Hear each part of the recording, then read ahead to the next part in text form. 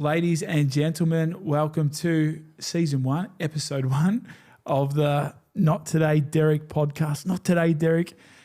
Well, what I'm bringing you is inspirational stories from real people that have navigated some amazing things. And to kick us off, I can proudly announce that I have Lorraine Hobba, mum, the matriarch of our family, and a lady who has done above and beyond to get me to the point where I'm at. So welcome, Lorraine Hobba.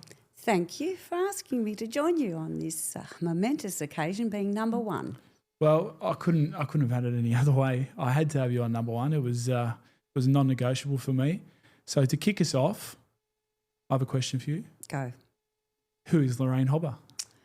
So Lorraine Hobba is a mother of 3 children, a wife, and we are raising our 4-year-old grandson. Little Storm boy. Little Storm. A little bundle of joy. He is. Now let's dig deeper. So let's take us back. What was it like for Lorraine Hobba growing up? Oh, I had a great childhood. 7,000 kids.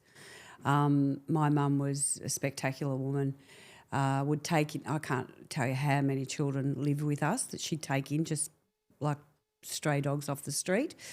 Got married early, 22 I think. I married your dad, Greg. Everything was fine. We had you. Then sadly my mum was killed in a car accident as a result of a car accident. Pulled up your britches, start again, as in, moving forward. Had you, of course, had Blair, and then we had Remy. And unfortunately, as you know, when Remy was born, I had a massive brain hemorrhage. That's a real fork in the road moment.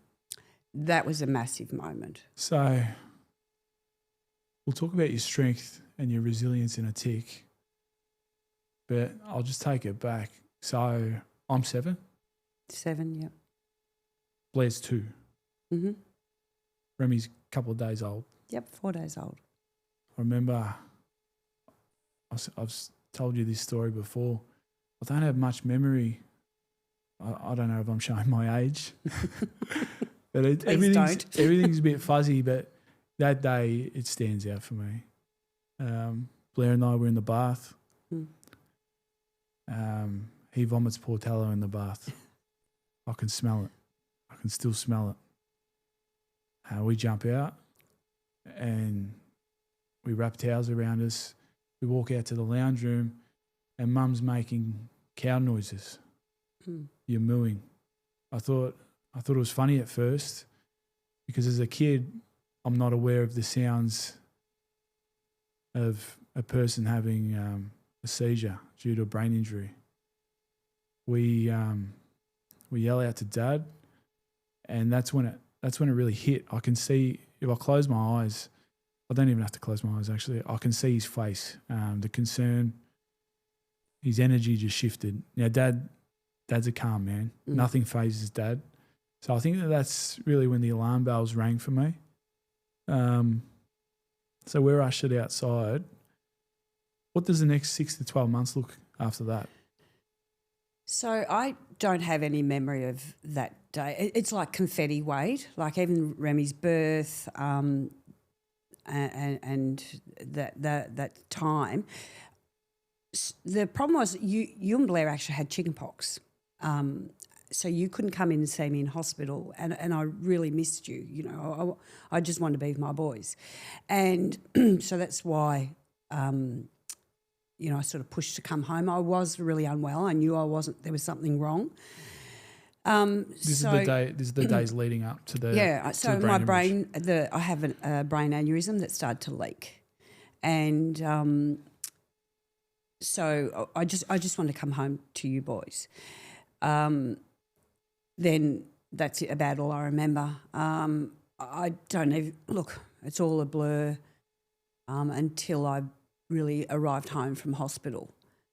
And then the months, so your father stopped working to look after me for 12 months because I couldn't be left alone. I remember we had a newborn baby that I couldn't be trusted with, a 2-year-old and a 7-year-old. I had to learn how to write again. And one of the biggest things I remember is recognising when people called me Rainy, I must have known them. I must have known them well, that they were close to me, because I had no memory of anyone. So It was pretty dire. Mm. So we were told mum's in heaven. 7 years old, 5 years old, 2 boys and a newborn. So tell us about that. What kept you here? Because everyone had written you off. By the grace of God. So it was a massive bleed, and I have seen the scans, and you don't even see brain. So your father was told that she's not going to survive, and if I did survive, I would have massive brain damage. So therefore, the would-be experts, the neuros, didn't want to operate. What was the point? And just by the grace of God, one of the neurosurgeons was talking and realised that he knew me. So his son went to school with you, and he said, okay, I will actually operate. Thank God. And here I am today with minimal brain damage. So I recovered everything that I lost, except for a sense of smell. But I think that is just the best thing because I can't smell anything.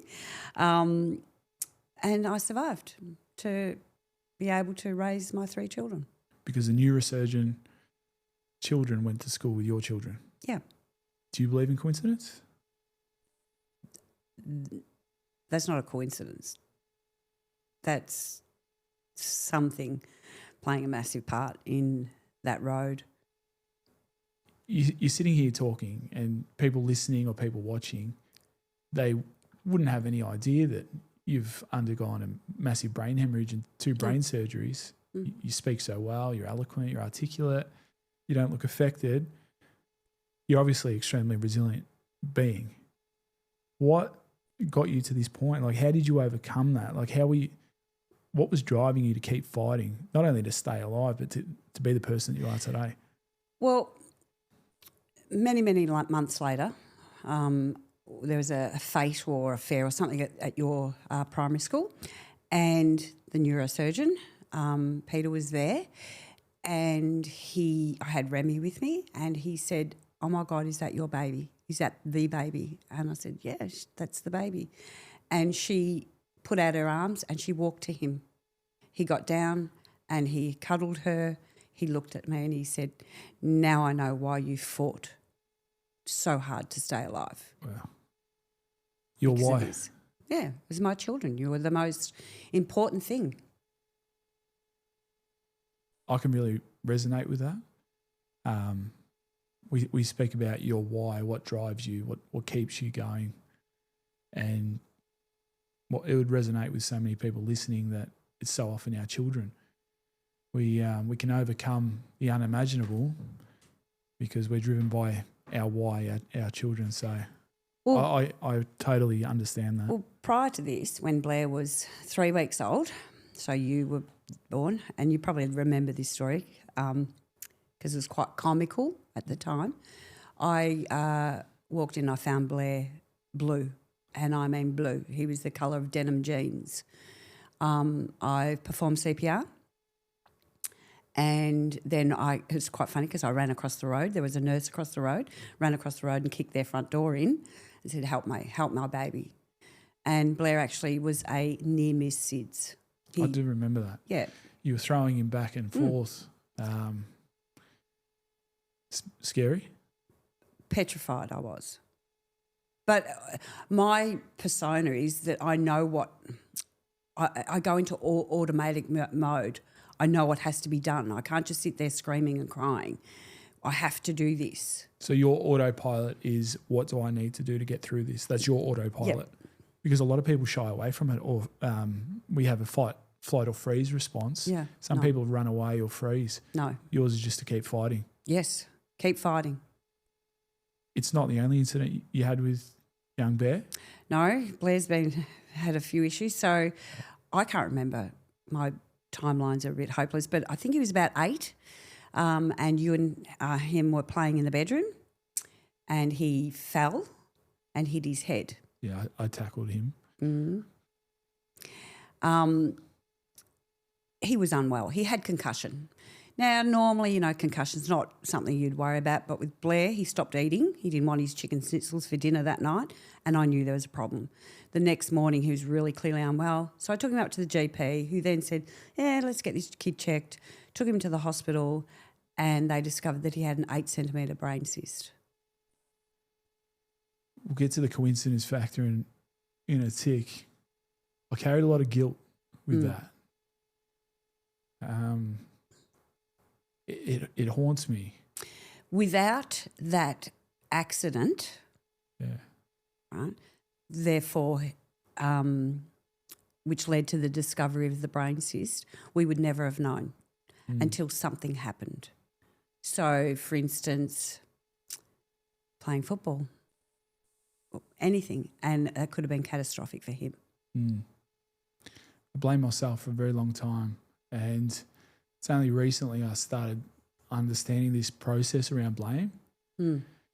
Things happen for a reason. They do, but when you're in the trenches, when you're in the trenches, first we go through this wave of blame. We blame ourselves, or we go through another wave where we're blaming others. But it's not until you get to this third phase where you don't blame anyone and you understand it for what it is, or the reasons why it happened, or the lessons what we learnt from it, for where we can officially move on. Because that, you can see I'm quite emotional. That haunted me for quite some time because there was so much blame attached to it. But a big brother tackles his little brother. At the time, I can't see that, oh, wow, we're very blessed that we found this. See, I remember you standing outside the hospital and you were so upset. And I said, Wade, if this didn't happen, we would be looking at something far worse. Yeah. At the time, I thought I killed my brother. Yeah. So how do you go through these things as a mother? So well, look. Now, I understand you were able to fight. You had your why. You were able to fight your own illness. But walking through the halls of the Children's Hospital and seeing all these families with children that are more often than not terminal, what does that do to a parent? I can remember asking God, I am a Catholic, asking God, why would you do this to me? Haven't I been through enough? Why would you do this to me? And do this to my baby, why? And then I opened my eyes and there was a 18-month-old child that had continual seizures. There's a terminally ill child that has got moments to live. Children coming in, brain tumours, they're going to months and months of chemotherapy. And I went, I can't complain. This is nothing. He'll survive this. This is nothing. Compared to what other parents and what other children were going through. I love that you mentioned that. Like, being a proud Catholic, I wear my tattoos, my Catholic tattoos with pride. Now, I read this passage, not from the Bible. I'm paraphrasing someone here. He said, when I asked God for strength, he gave me obstacles. When I asked God for wisdom, he gave me lessons. So you've asked God for something here. Is it perspective that he gave you? Yes, most definitely. It was perspective. We can't go through life, why me? We can't. You take that lesson or that whatever it is, that event, and you build on it. You just build on it and go, right, we've done this, we've accomplished this, right, breathe, next one. How? I don't know. I just do it, Wade. It's just Is it born, or can you learn to develop that? I believe you can learn. I think you don't be selfish. I think that's really important. Don't be selfish. You don't know what other people are going through. Whilst you sitting there, saying, "Oh, my life is hell," or "I've done this." No, there's always going to be somebody else that's in a worse position than you. So be grateful for small mercies. Be grateful that that's not all you're dealing with at the moment. I find that difficult to comprehend, because you have every right to say, "Why me?" You have every right to blame. So I just, the strength and resilience that's oozing out of your microphone right now, or oozing out of the fabric of your being, I find it very difficult to understand, and I wish I could bottle that. So can we dive deeper on it? Go. So you don't mind if we backtrack? Go. February 11, 2024. What does that day look like for you? So February the 11th was the Sunday. Remy, our daughter, my daughter, 29. She was she'd gone to Funfields with her children and her nephew. She had a perfect day. We picked her up. She had dinner with us that night, and she was joyful. She laughed. We dropped her off that night. February the 12th, the following day, which was a Monday. That afternoon, her dad went and took her grocery shopping for the week's shopping. I called in to see her after work. We had coffee. We sat on her front stoop, sipping our coffee, laughing, watching the kids, and we made preparations for her upcoming 30th birthday. Which was the following month. It was the 2nd of March. So everything was lovely. Hours after? Hours after, she called me, crying, and her ex-partner had been there. He'd removed the children, or took the children from her. Now, she had one child to him, and who is 9, or was 8 then, and she had the baby who was 3, not his. He took the children despite her protests, and she was crying, saying, look what he's done, blah, blah, blah. I said, I'll fix this tomorrow, don't worry. I'll fix this tomorrow. Around about half an hour, 3/4 of an hour later, I felt uneasy. I just had this feeling, just uneasy. Mother's intuition? Most definitely. And it was, pending doom. Something's wrong. The heaviness in my heart. So I said to your father, I'm just going to go down and check on Remy. He said, do you want me to come? I said, no, it's fine, I'll go. So I drove down. The TV was on, air conditioner was on.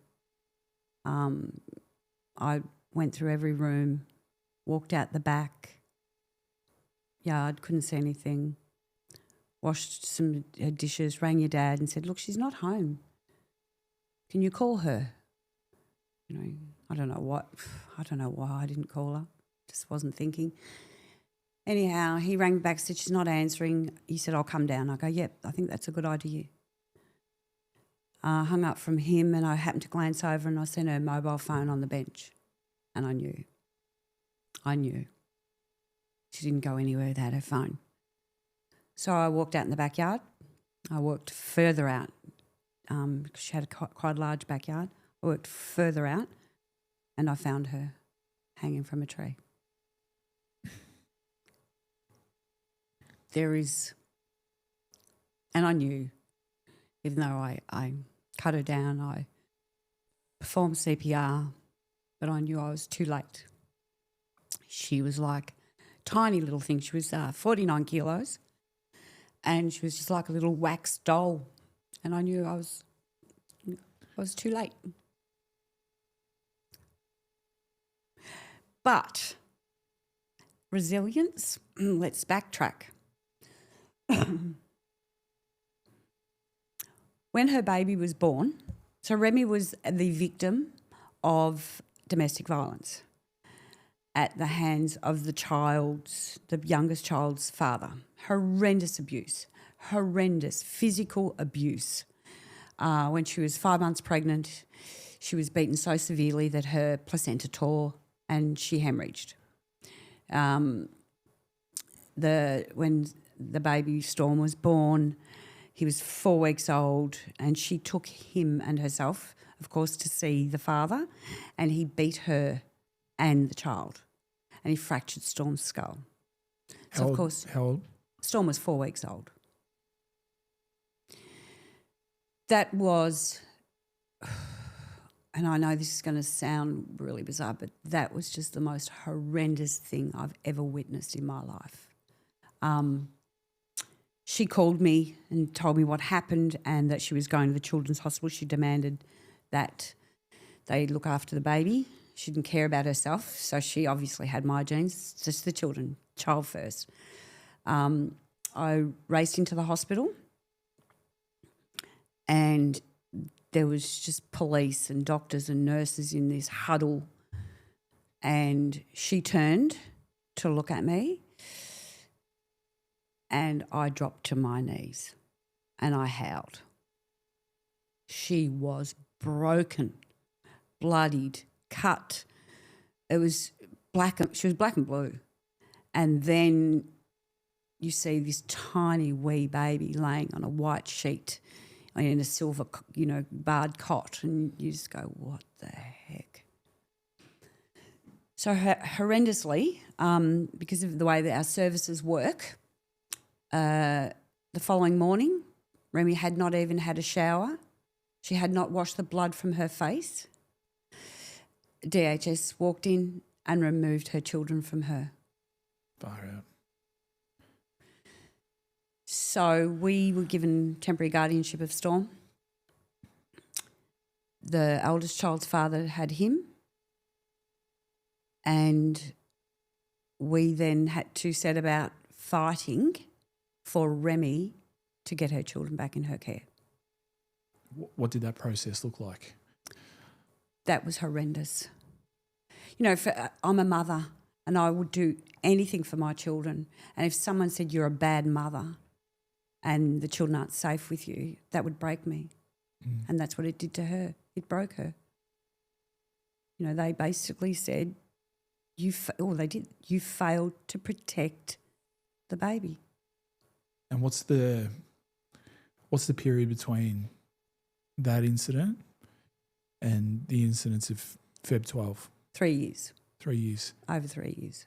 So how were things within that 3 years?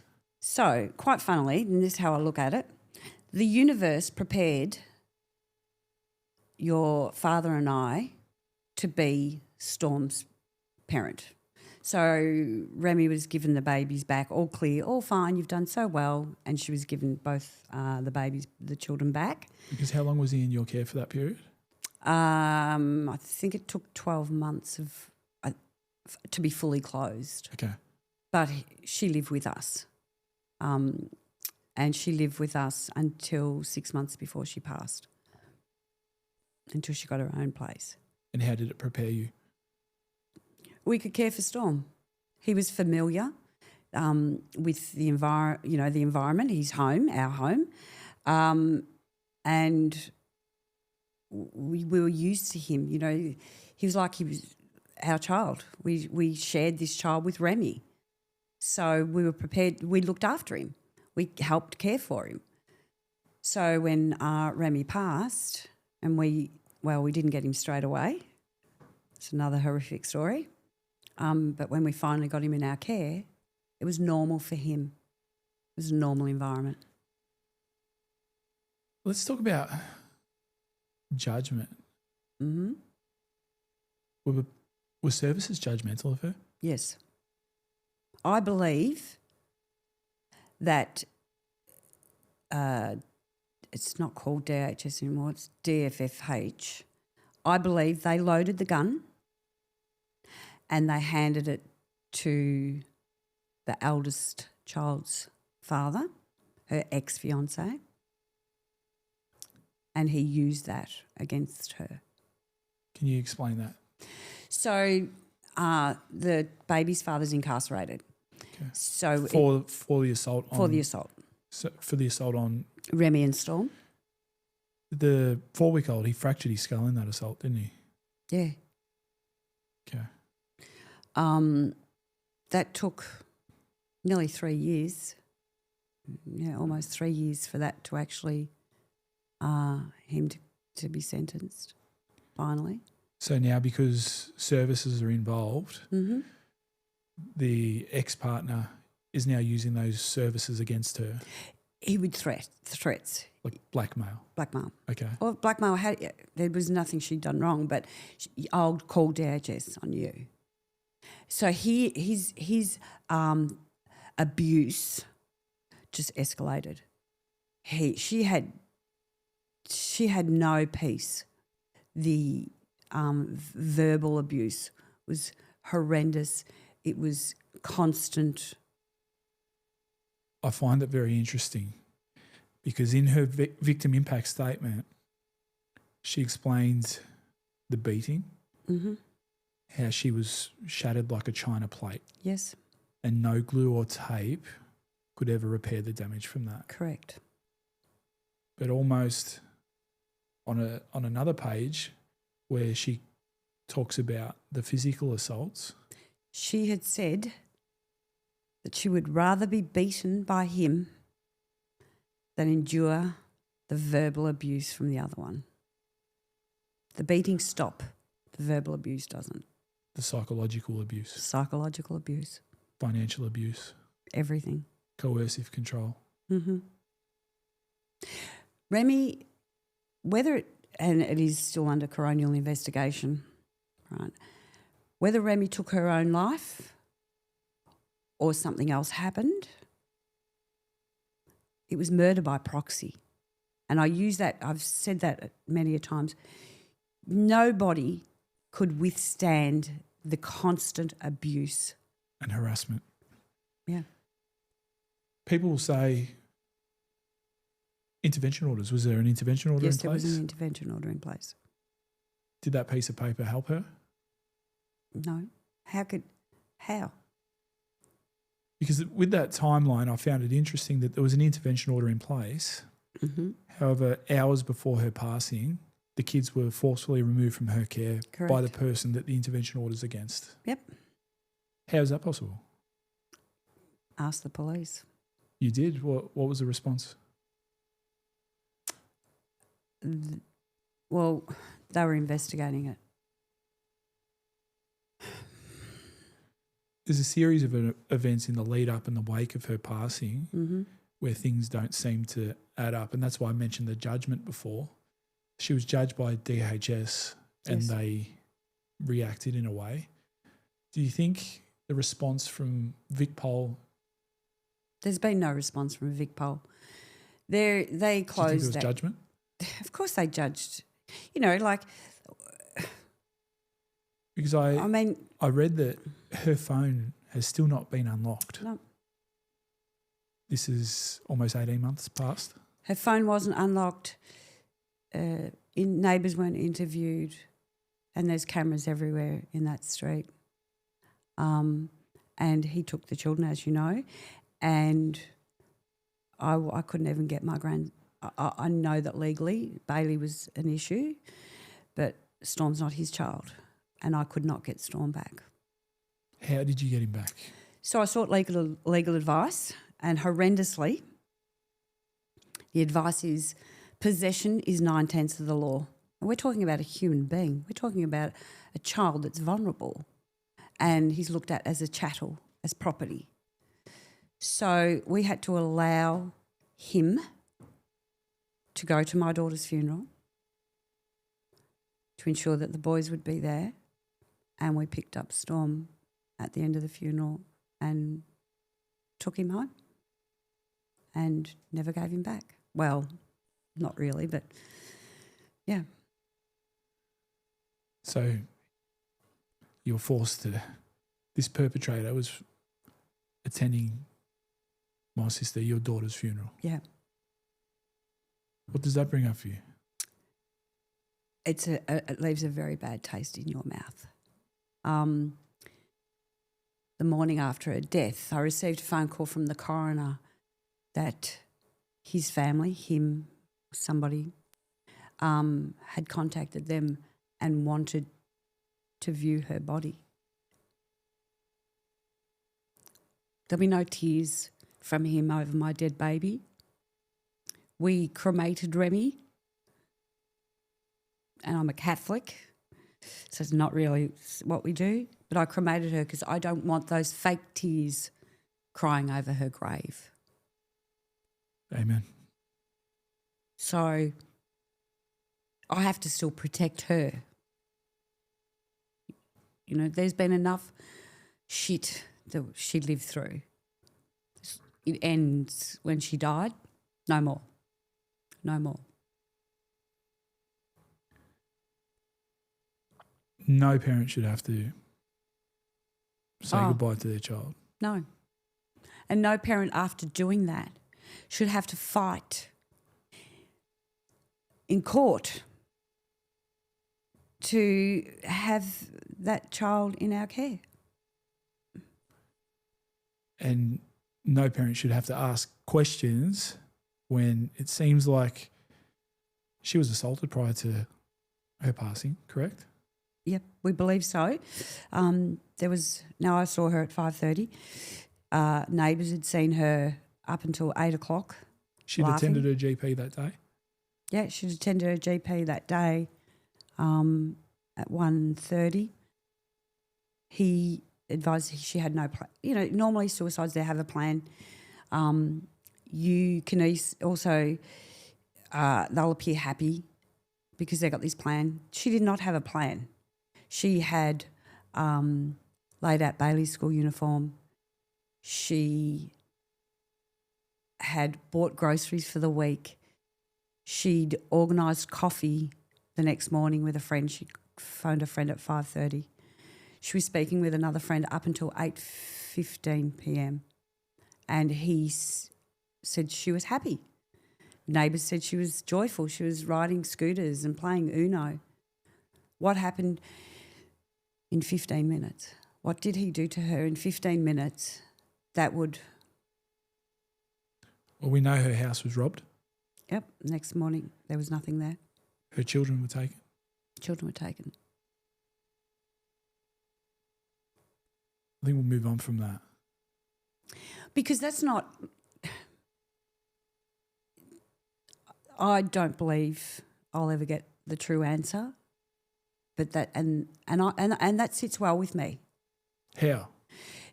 Because nothing's going to bring her back, right? And I believe that karma gets those perpetrators, and the guilt of what he did to her will chew him up and spit him out.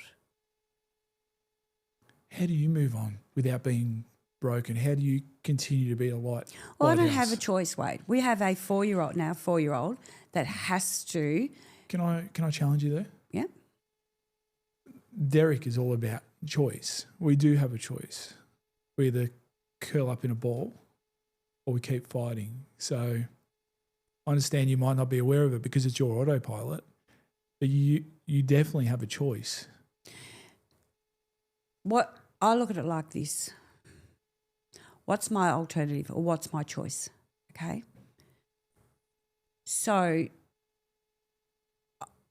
I've always said this, Storm is our silver lining. He is a delightful child and he deserves to be loved. He deserves to be safe, like all children. So what's my alternative? For me to say, let's just have the great life that we had where we were financially well off and, well, not well off, but, you know, just going through life. We live on a farm, beautiful. We could do that and leave him behind for someone else to care for? No, that's not fair. That's not right. How much joy does he bring to your life? He brings us immense joy. He's a lovely little boy. Yes, he's got some issues, wouldn't you? He's confused. Mum was there one day and Mum's wasn't there the next. But we have a photo of her. He brings her gifts. She existed. She is his mother. I'm his nan. He knows all of that. I struggle to wrap my head around it. Ethan tuning in, producing here, he'll be listening to this, and I can't understand where your power comes from. This drive. I understand you've spoken many times before that, you know, your windshield's so much bigger than your rear view. Yeah. You can't move forward. Where does this power come from? Look, whether it's inherited, whether it's in my DNA, or whether I have the ability to look at the picture. This is the picture. So if I go down this path, this is what's going to happen. Or if I go down this path, this is what's going to happen. Choose. And I choose. I don't, you know me, I'm never going to lay down and die. I'm not going to curl up in a ball. I'll fight you in the street if I have to. You know, and like with Remy, I haven't laid down. I haven't let these people win. I don't want DHS to win. They killed my daughter. I don't want them to win. And I will be an advocate for every other young girl that's going through what she went through. This path is taking you on that direction, correct? Yeah. You spoke at the She Matters rally? Yes. You have the T-shirt on now? I have the T-shirt on, the She Matters rally, which is run by Sherelle Moody, who highlights women that have been killed due to DV. When I spoke at that rally, I met some amazing people, and sadly, these are mothers, fathers, brothers, sisters, aunties, all going through the same thing, where their daughters, it's only for women, daughters have been killed due to domestic violence, and we have to do something about this. What's the biggest lesson you've learnt? Ooh. That life is a train journey. And sometimes there's bumpy tracks and sometimes it's smooth sailing. And with every stop, some people get on and some people get off. People are there when it's a drama. They love it. But when the lights go off in the carriage or it goes a little bit further, they're not always on the train with you. That used to upset me, but now I realise they were there for a purpose and they've outlived their purpose, or they've taught you that lesson, so they're not required to be on the train anymore. They hop off. This part of the track for you, what's your purpose? Moving forward, I want to be an advocate for women in domestic violence that are facing the issues raised with DHS and our courts. Because you're experiencing issues with DHS currently. No, that has now closed, thank goodness. Well, what did that look like the last 12 months with that? Because it did play a heavy toll on you. Yes, played a huge toll on me.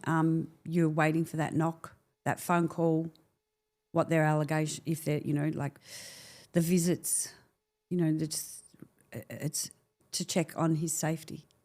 Because you were fighting for...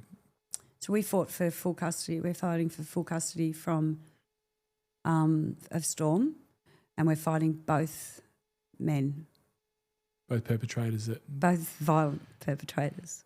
So one's incarcerated. Yep. And the other one with the IBO. Yep. Murder by proxy. Yes. And you've previously cared for Storm. Yep. 12 months prior. 2 years. 2 years. Oh, no, 3 years, wait. 3 years prior. And, we were heavily involved and in DHS still wanted to involve themselves and not give you custody, is that correct?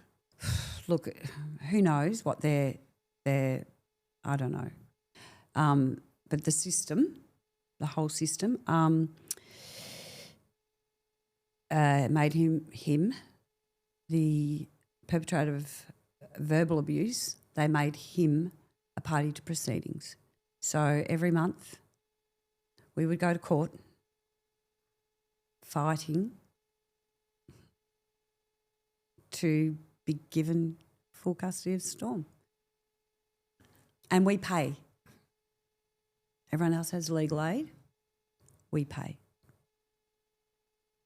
This is a deep chat. This is a heavy chat. Yeah. But do you think that I'm the only one that's experienced this? No. That's the sadness of it all. But where I'm going with this is a very heavy chat. Mm-hmm. But this is the softest I've seen you in my 38 years. And I don't mean that. I mean that as a positive. You've softened. Yeah. Yes. I think what happens is as a mum, you want the very best for your children. So you have these expectations. You know, I don't understand why aren't you a lawyer? That's what you were supposed to be in my mind. Do you know what I mean? And so you want the best. And then you, as a mother, you go, oh, why didn't you finish uni to finish that, you know, or the other children? So I put so much expectations on myself for you. Does that make sense? Whereas when it's the second time around, you're a grandparent, you're just happy that they're happy. What does happiness look like? Laughter, joy. It's, you know, like dirty kids digging mud on the farm, you know, that's happiness now. Nothing else matters. I love that. My youngest little river boy, he educated me on ant problems and elephant problems. Have you heard that one? We stress on, like, just listening to what you've gone through, they're bloody elephant problems. They're big problems.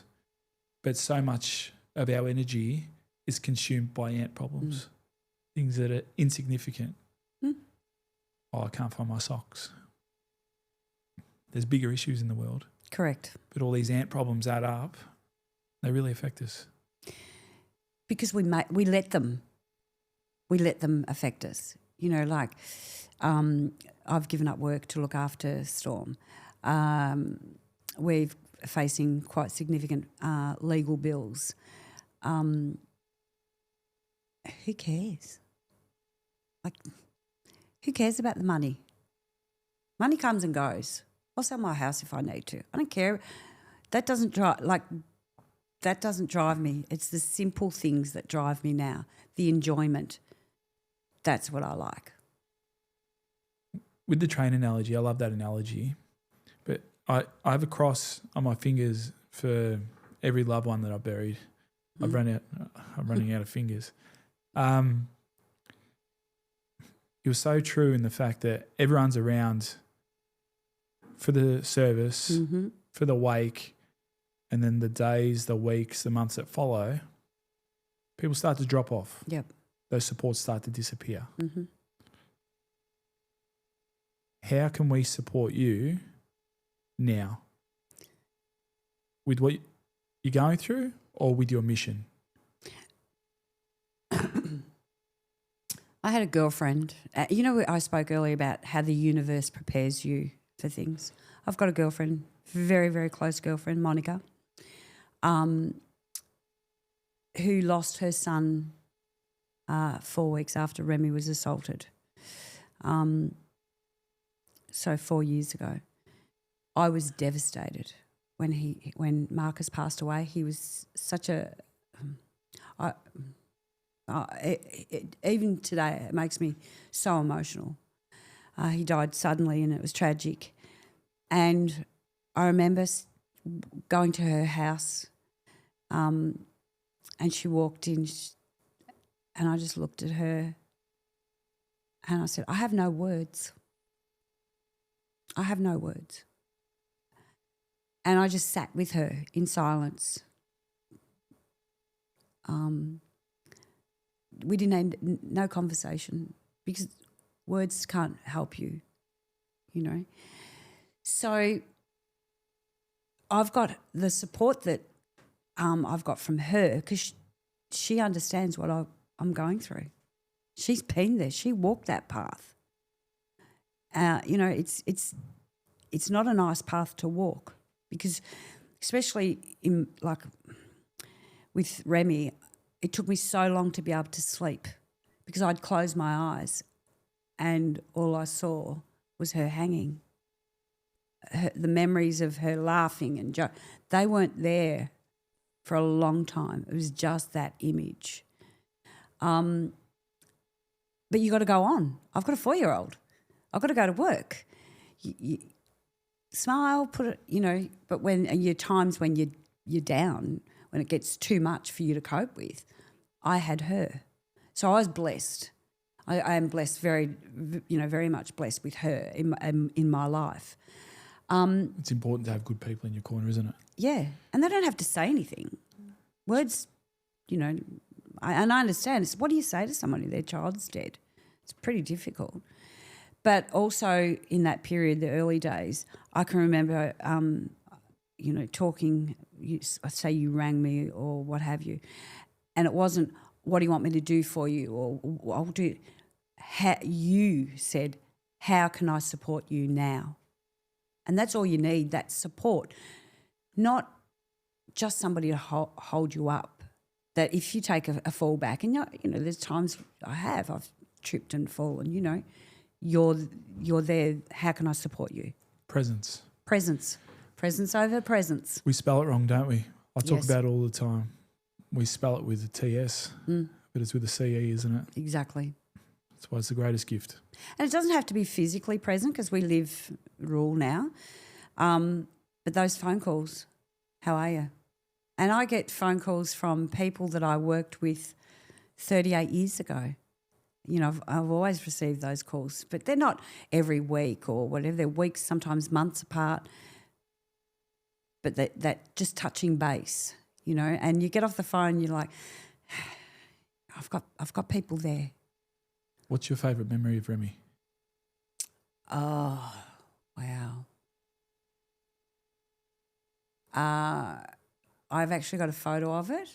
She was funny. She was feisty, but probably a photo. We went to Whittlesea show, and she's in a Dodgem car, I think, and she'd thrown her head back laughing. Her laughter was quite horrible, actually. She had this terrible, but it was infectious. She would laugh and you would laugh. But, you know, she struggled in her later years, given what occurred in her life, and she struggled with mental health.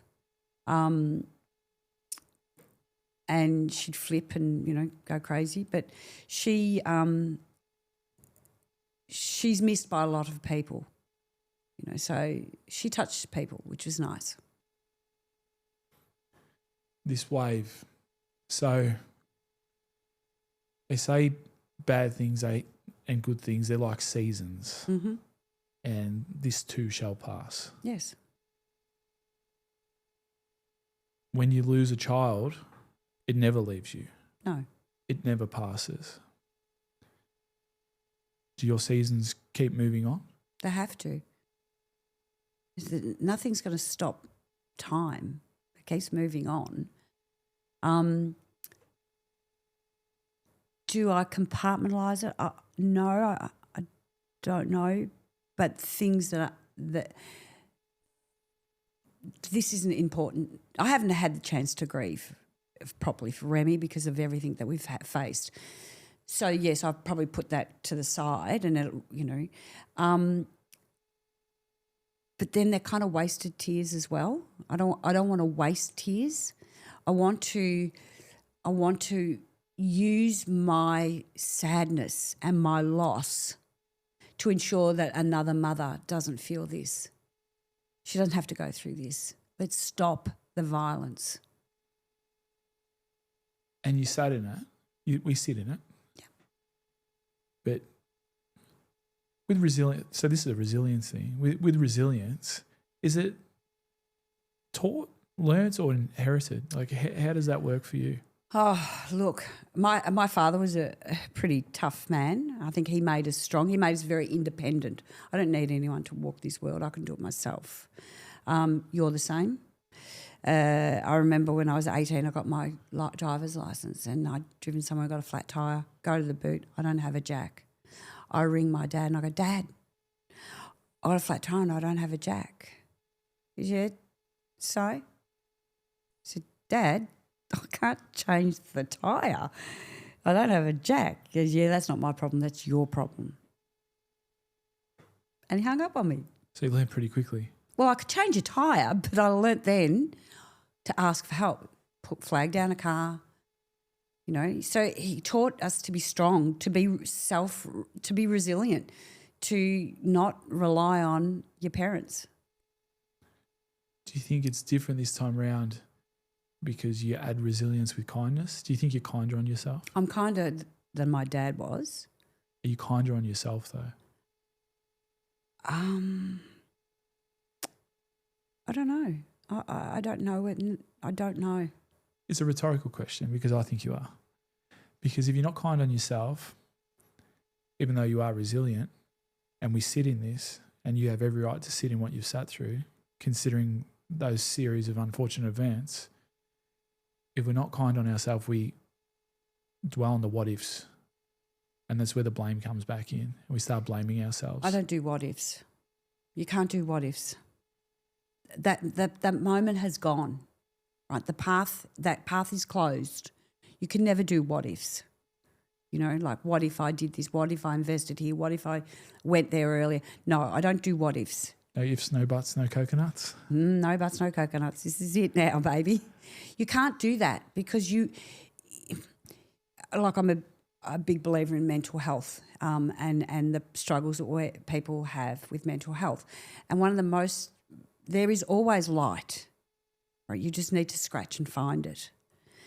And choose the path that's going to get you well, holistically well. You know, don't sit in it. You're not going to get well sitting in the same pile of shit. And our burdens are our blessings because you wouldn't appreciate that light unless you experience the dark. True. But yes, exactly right. But it's figuring out the next best steps on how to move on. Yes. So what does that look like for you, this new chapter, that moved on chapter? Well, I'm armed with education on how the system works and it doesn't work very well. So my new chapter, once we are finally awarded full guardianship of Storm, my new chapter would be, as I said earlier, to be an advocate, a voice, an ear for people that are experiencing this sort of thing. And that's very admirable. And I'll support you and back you as much as I can. I'll do it. I'll bend over backwards. But what's this chapter look like for you? You know what? It's almost like a bit of a martyrdom. Do you know what I mean? Like I couldn't save her. You know, maybe that's where the drive comes from. I couldn't save Remy, but I might be able to save the next one. What about more internally? Let's bring it internally because I've spoken to your mechanic. You've been racking up kilometres. Yeah. You go on a sports event after sports event. You've been more present than I've ever seen. Mm. You're the grandma that all the grandkids want to go to now. Mm. Every weekend they're lining up to stay at Nan's. Yeah. There's been a shift. There's been a change internally. So what's this chapter look like? I think the reason for the shift is because I know how life is so, so precious. And you put off, you know, you go, just let me have a rest this week from seeing football. I'll go next week and all that. Next week might not come. And you have to take the bull by the horns, enjoy the day, you know. And I think that's where, you know, I need to spend good quality time with my family. And I'm so glad that you're aware of that because even though you're undertaking a mission to help others, you can't do so when you're pouring from an empty cup. No. So and that's why I haven't rushed into it way. Yeah, and having that internal, when you're right internally and and your cup's full and you're going to sports events, you're spending time with the grannies.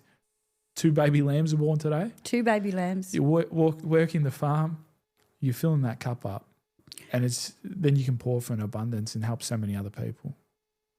Well, last Sunday, all the animals are in the paddock. The paddocks are green. It looks good. The sun was shining. It was just a cracker of a day. And I actually filmed it. And I said, this is where I live and this is my peace. And that's the kids screaming in the background. They're all playing or what have you. I am blessed with where I live because it is calm and it's tranquil. You know, there's not that white noise screaming and pollution and cars. That's not happening there. So you actually be able to center yourself and take a breath. And I think that's the key now. I have more, because now I'm not working, I have more time to be present. I'm not stressed. I'm not, oh, shit, it's 4 o'clock, I've got to do the... That's all ended now. I made a decision. I can't keep living like that. I need to be there for my children and my grandchildren.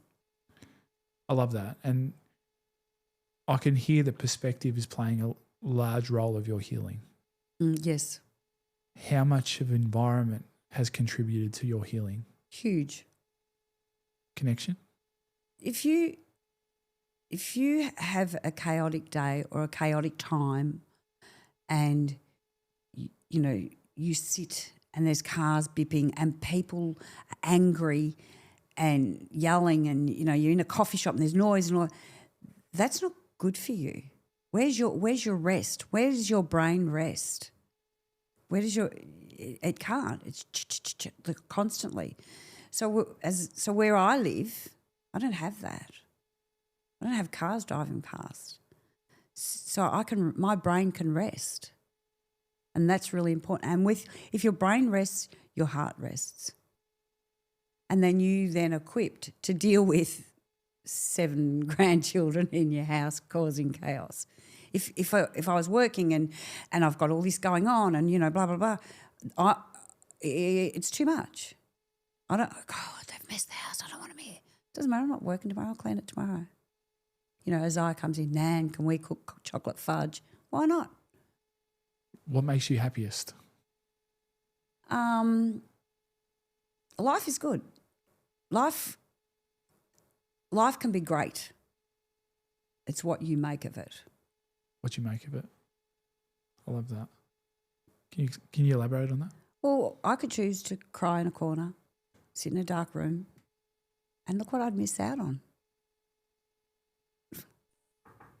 Look what I would miss out on. Sunshine, kids running, kids playing, lambs being born. Well, no. Life can be great. In saying that, if life was a video game, I refer to this a lot, how do you win the game? What does winning the game of life look like? Because you've gone through a few bloody levels. Yeah. I've had to call on a few lives, haven't I? How to win the game of life. Keep looking forward.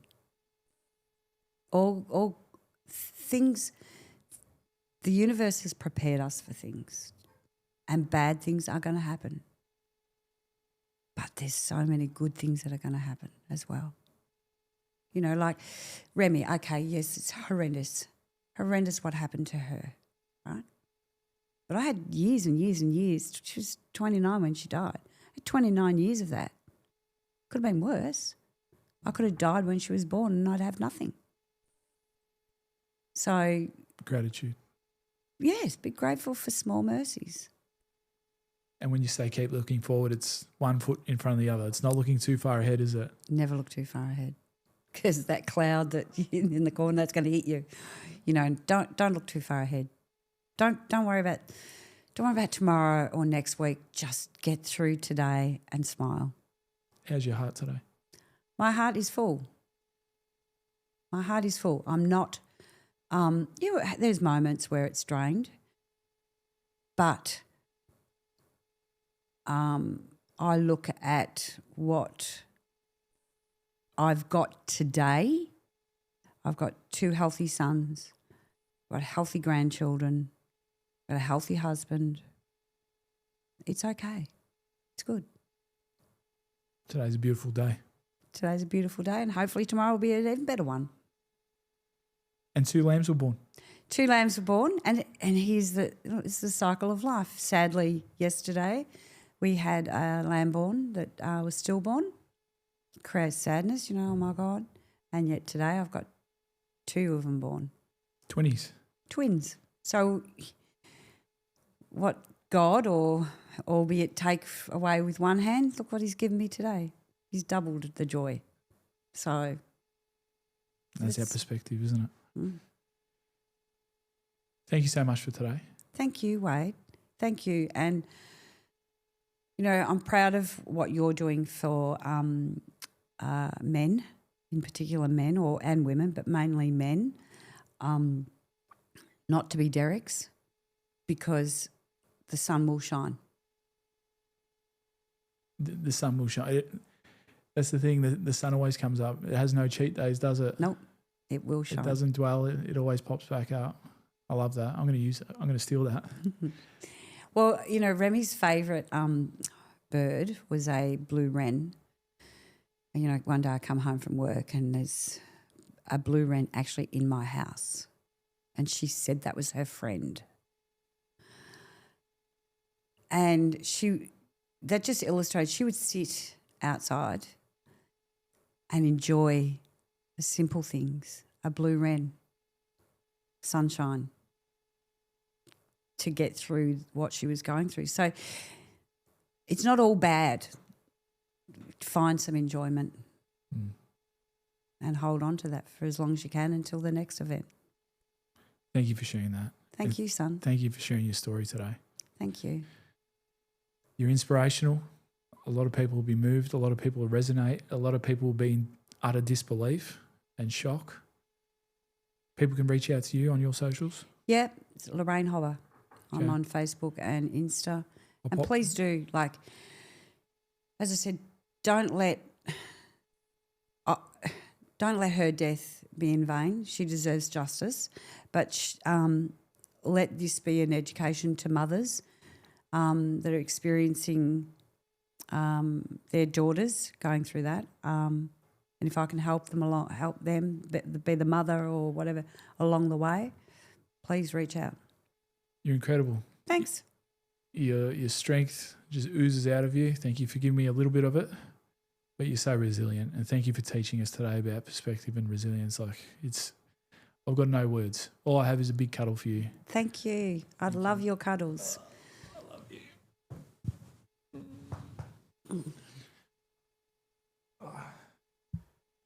Thank you for listening. What a woman. Wow, what a woman. Not today, Derek. Not today, Derek. Not bloody today, Derek.